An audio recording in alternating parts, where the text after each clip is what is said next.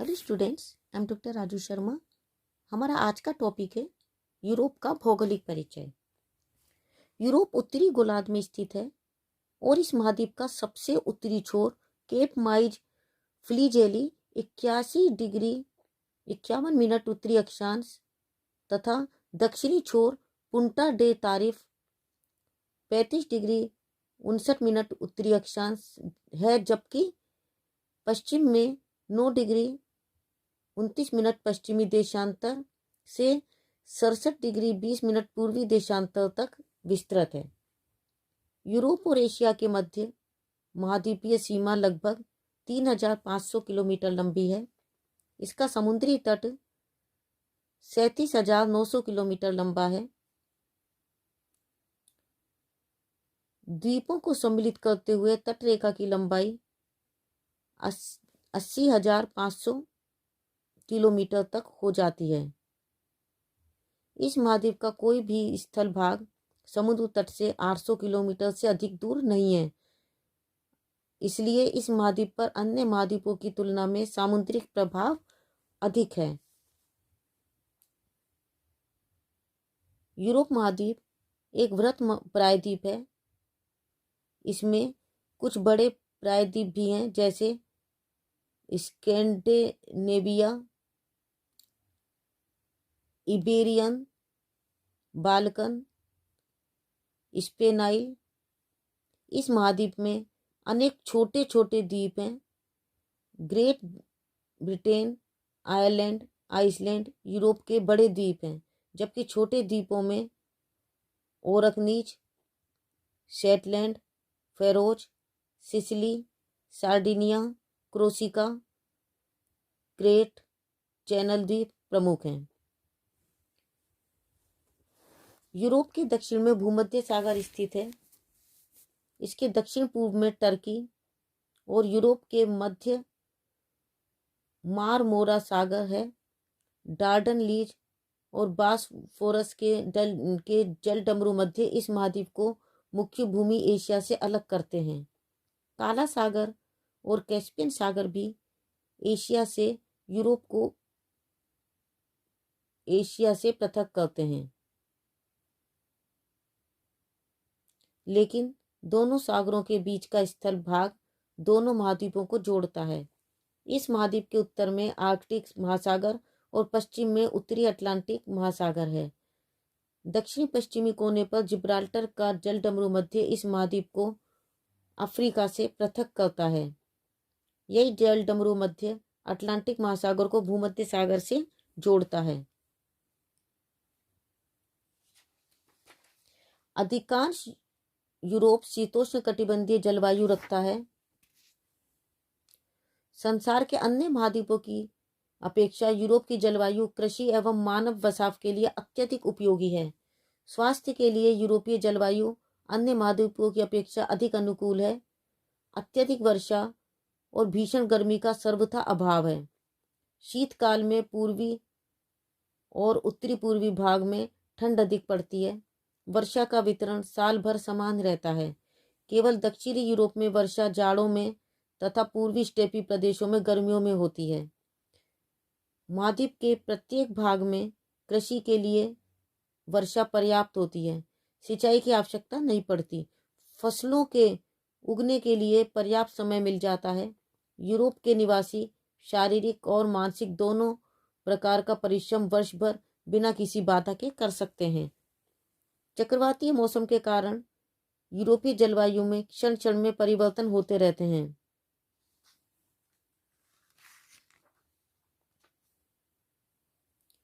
सामुद्रिक प्रभाव के कारण संपूर्ण यूरोप का तटीय क्षेत्र सम जलवायु वाला है। महासागरीय स्थिति ने यूरोप को सामुद्रिक खोज का मार्ग प्रशस्त करने के लिए प्रेरित किया। सामुद्रिक व्यापार में अपनी प्रभुता स्थापित करने का अवसर दिया।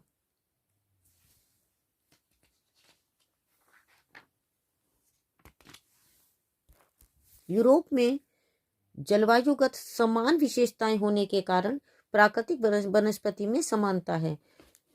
यहाँ के अनेक क्षेत्रों में पर्याप्त वन संसाधन है। यूरोप में कोड़धारी वन नॉर्वे से लेकर यूराल तक फैले हुए हैं। इन वनों में अच्छे प्रकार के स्प्रूस और चीड़ के वृक्ष पाए जाते हैं।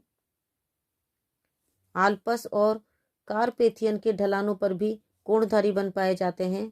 जर्मनी के ब्लैक फॉरेस्ट अच्छी लकड़ी के लिए प्रसिद्ध हैं। यूरोप के पूर्वी भाग में यूक्रेन और बेलारूस में स्टेपी घास के मैदान हैं। भूमध्य सागरीय प्रदेशों में प्राकृतिक वनस्पति का पर्याप्त विस्तार है।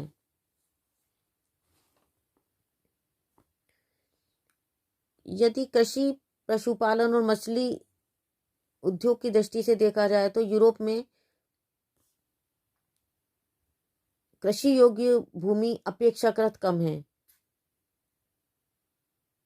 और प्रत्येक देश में कृषि योग्य भूमि का प्रतिशत भिन्नता लिए हुए हैं। यूके, डेनमार्क, नीदरलैंड और फ्रांस में कृषि योग्य भूमि लगभग 50% है। पूर्वी यूरोप के देशों में समतल धरातल के होने से कृषि योग्य भूमि का विस्तार अधिक है। वर्तमान में यूरोप की 15% से कम श्रम शक्ति कृषि में लगी है। यहाँ गेहूं की फसल के अंतर्गत अधिक क्षेत्र है। अन्य फसलों में जौ, जई, चुकंदर, राई, आलू, फल एवं सब्जियां मुख्य हैं।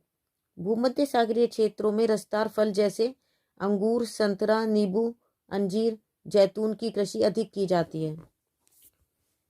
यूरोपीय देशों में पशु, मांस एवं दुग्ध उत्पादन हेतु पाले जाते हैं। डेनमार्क यूरोप का प्रमुख डेयरी उत्पादक देश है। मछली पकड़ना यूरोप के लोगों का मुख्य व्यवसाय है।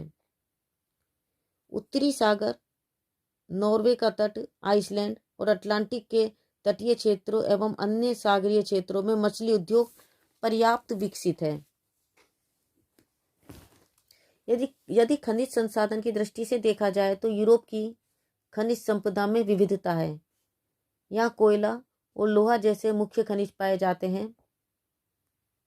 पेट्रोलियम अपेक्षाकृत कम है, किंतु यहाँ की नदियों में जल विद्युत उत्पादन की पर्याप्त क्षमता है।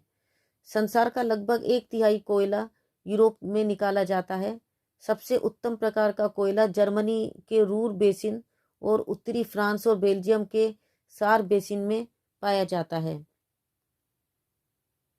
दक्षिणी फ्रांस, यूगोस्लाविया, हंगरी और रूस में बॉक्साइट पाया जाता है। यहाँ के अन्य खनिजों में तांबा, सोना, जस्ता, चांदी, यूरेनियम, नमक और प्राकृतिक गैस आदि हैं। यूरोपीय प्रजाति अत्यधिक मिश्रित है। पश्चिमी यूरोप, विशेषकर उत्तरी सागरीय प्रदेशों में जातियां एक दूसरे से आपस में बहुत अधिक मिल गई हैं। काकेशियन जाति की 3 उपजातियां श्वेत नार्डिक, भूरे मेडिटरेनियन और गोल सिर एवं भूरी आंखों वाले अल्पाइन इन प्रदेशों में आपस में अत्यधिक घुल मिल गए हैं। अतः यह स्थान जहाँ पर ये तीनों उपजातियां अधिक दिनों तक साथ रहने के कारण आपस में घुल मिल गई हैं, मानव बसाव के लिए अत्यधिक अनुकूल है। यहाँ आजकल रहने वाले लोगों में शुद्ध जाति के लोग बहुत कम पाए जाते हैं। प्राय संपूर्ण आबादी 2 या 2 से अधिक उपजातियों के मिश्रण का परिणाम है। इन उपजातियों की अलग अलग विशेषताओं ने आपस में मिलकर एक नई प्रकार की मिश्रित जाति को जन्म दिया है। इन लोगों में अद्भुत कार्य क्षमता पाई जाती है। ये मिश्रित लोग शारीरिक और मानसिक कार्य करने के लिए अत्यधिक क्षमता उत्पन्न होने के कारण ये कार्य क्षमता में बहुत अधिक कुशल हैं। नार्डिक जाति की प्रमुख विशेषताएं जैसे अत्यधिक कार्य करने की क्षमता, अद्वितीय खोज शक्ति और संगठन एवं नेतागिरी के आश्चर्यजनक गुण इनमें पाए जाते हैं। अन्य जातियों के साथ शारीरिक मिश्रण और विचरणशील जीवन व्यतीत करने के कारण यूरोपीय लोग अत्यधिक बुद्धिवादी होते हैं। यही कारण है कि अन्य महाद्वीपों की अपेक्षा इस महाद्वीप ने बहुत अधिक ज्ञानियों और संसार के प्रमुख बुद्धिमानों को अपने यहाँ जन्म दिया है।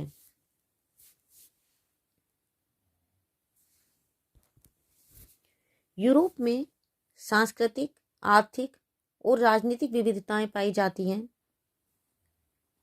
उदाहरण के लिए London, Liverpool, Leningrad, Moscow, Lisbon, Paris, Berlin आदि अनेक नगरों में जहां आने जाने एवं यातायात के अत्यधिक आधुनिक वैज्ञानिक साधन सुलभ हैं, वहीं दूसरी ओर लैपलैंड के निवासियों के लिए रेनडियर की हड्डियों से निर्मित बिना पहिए की गाड़ी, जिसे स्लेज कहा जाता है, आज भी एकमात्र आवागमन का साधन है। राजनीतिक विचार से भी अतीत काल में यहाँ पर अत्यधिक भिन्नता रही है और आज भी सैद्धांतिक एवं व्यवहारिक रूप से अत्यधिक अंतर पाया जाता है। इन्हीं असमानताओं को मिटाने के लिए यूरोप की जातियां आपस में सदैव लड़ती रही हैं। यही कारण है कि महाद्वीप को अनेक भीषण युद्धों का शिकार होना पड़ा है। संपूर्ण महाद्वीप कई छोटे छोटे देशों में विभाजित है। उनकी सीमाएं अनिश्चित रही हैं। अतः प्राकृतिक सीमाओं एवं एकता प्राप्त करने के लिए ये देश कई बार युद्ध के मैदान में आए। फलस्वरूप यूरोप का राजनीतिक मानचित्र सदैव बदलता रहा है। यूरोप की भौगोलिकता ने यहाँ के इतिहास और संस्कृति को अत्यधिक प्रभावित किया है। यहाँ के आर्थिक विकास में भौगोलिक तत्वों की प्रमुख भूमिका रही है और वर्तमान में भी यहाँ का भौगोलिक स्वरूप आर्थिक, सामाजिक और राजनीतिक परिदृश्य को परिचालित कर रहा है। तो इस प्रकार से आज बच्चों हमने यूरोप के विषय में अध्ययन किया। नेक्स्ट टाइम किसी दूसरे टॉपिक के साथ उपस्थित होंगे। तब तक के लिए a very happy learning and have a good day. Thank you.